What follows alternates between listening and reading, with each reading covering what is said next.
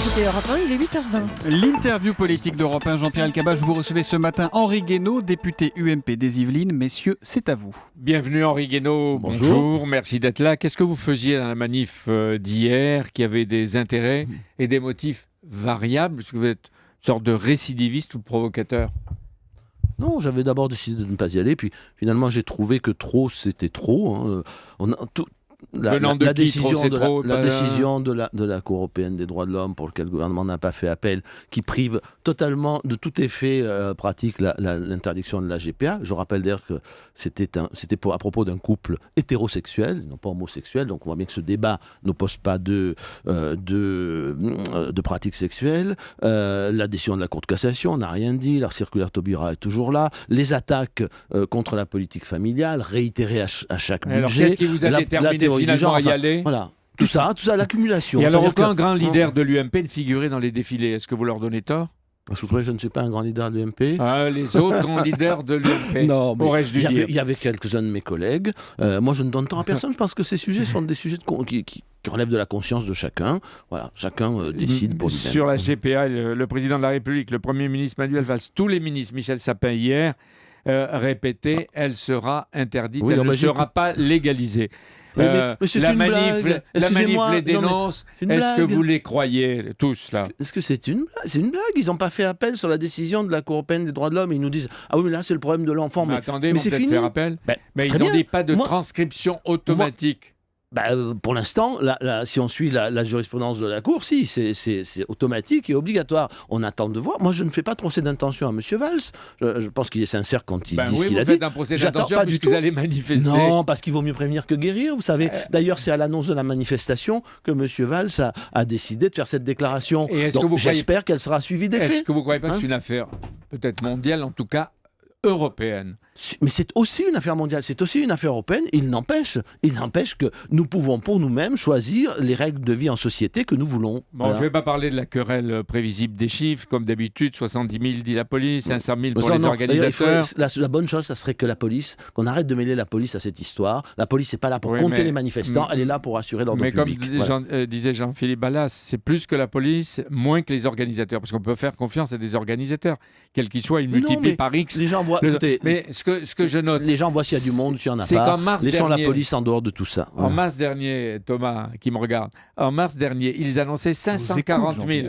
540 000. Donc cette fois, il y a un peu moins. Il y a 40 000 que la dernière fois. Bon, au-delà de tout ça, sous la gauche... Il y avait du monde, voilà. Sous la gauche, un mouvement sociétal s'est donc métamorphosé en force politique qui va peser pour les prochaines élections. Je ne crois pas que ce soit une force politique au sens partisan du terme, au sens politicien. Et parmi les gens qui étaient là, chacun y était pour des raisons qui lui sont propres.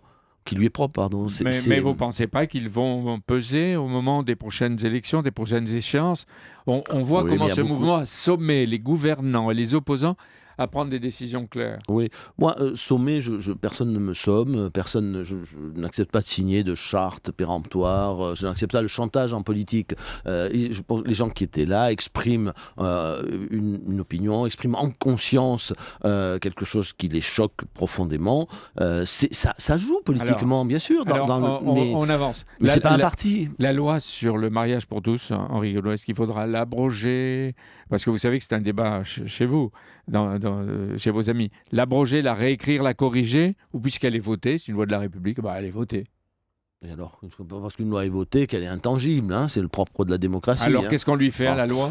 Alors moi je ne suis pas pour l'abrogation totale de la loi, je pense que ça n'est pas raisonnable, pas réaliste, mais ça mériterait un plus long débat que le temps que nous avons aujourd'hui. Je pense en tout cas qu'il faut, indépendamment de cette question de l'abrogation, il faut créer une sorte de pare-feu, une cloison étanche entre le mariage des couples de même sexe et la filiation. Voilà. C'est la première chose. Et ça, il faut le mettre dans la Constitution de façon à ne plus avoir de problème avec les cours de justice. Donc on ne l'abroge pas. Deuxième, oui, mais il ne faut pas s'arrêter là. Il faut dire qu'on va inscrire dans la Constitution, on va la priver de ses effets sur la filiation. Il y aura d'autres choses à réécrire. Je pense par exemple à l'article sur les noms de famille, qui est quand même abracadabrant.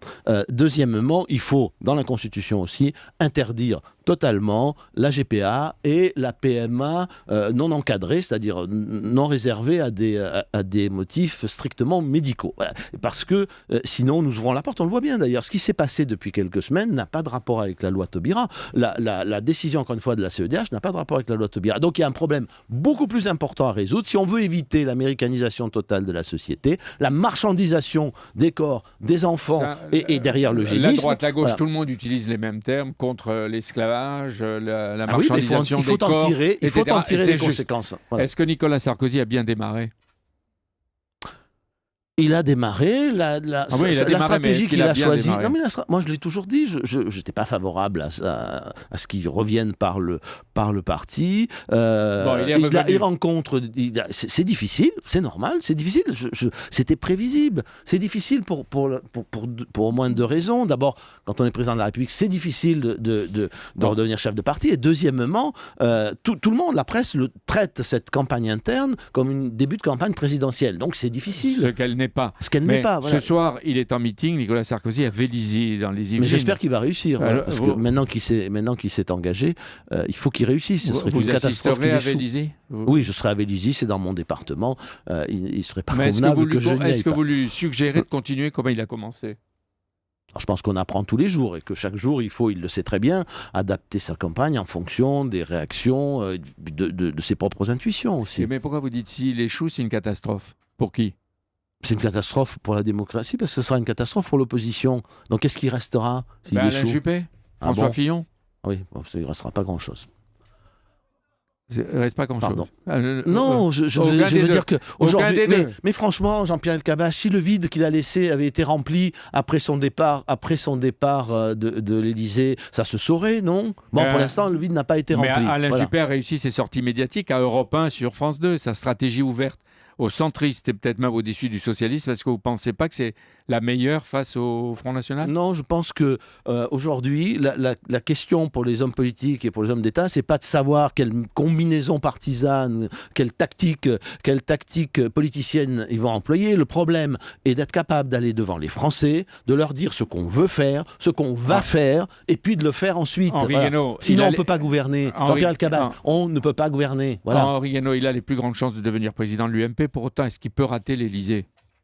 Mais tout le monde peut rater l'Élysée, ce sont les Français qui décident dans 2 ans et demi. Voilà. Et alors, les juges sont décidés à avancer dans l'affaire Pygmalion. Bien qu'ils avancent, c'est leur rôle. Pour une fois qu'ils font leur travail. Un handicap, pourquoi pour une fois le font, la justice fait. Oui, elle ne le fait pas toujours d'une manière convenable. Voilà, vous voulez dire qu'il y a une concordance bizarre? Non, je trouve que parfois les méthodes sont disproportionnées. Je pense aux écoutes, à certaines gardes à vue inutiles, ou à des mises en examen qui n'avaient pas lieu d'être. L'existence et le rôle de Pygmalion? Non.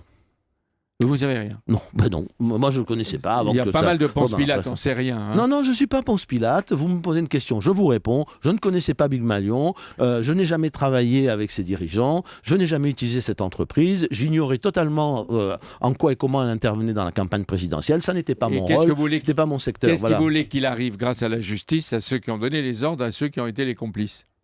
Ben nous verrons qui a donné des ordres, qui a été bénéficiaire de quoi. D'abord, il y a une chose que je ne comprends pas. Soit les meetings ont été surfacturés, et à ce moment-là, le candidat, il est pénalisé puisqu'on a gonflé ses comptes de campagne, soit ils ont été sous-facturés, mais ça ne peut pas être les deux. Et s'ils ont été surfacturés, où est allé l'argent? Voilà. Mais l'enquête policière dira ce qui s'est passé, établira les responsabilités. Merci Henri Guénaud d'être venu ce matin en direct sur Europe 1. Il a dit ou Sarkozy ou rien. C'est choquant pour les proches de Juppé et de Fillon. Non, mais moi j'ai le droit de faire des choix. Et vous trouvez que c'est pas le vide?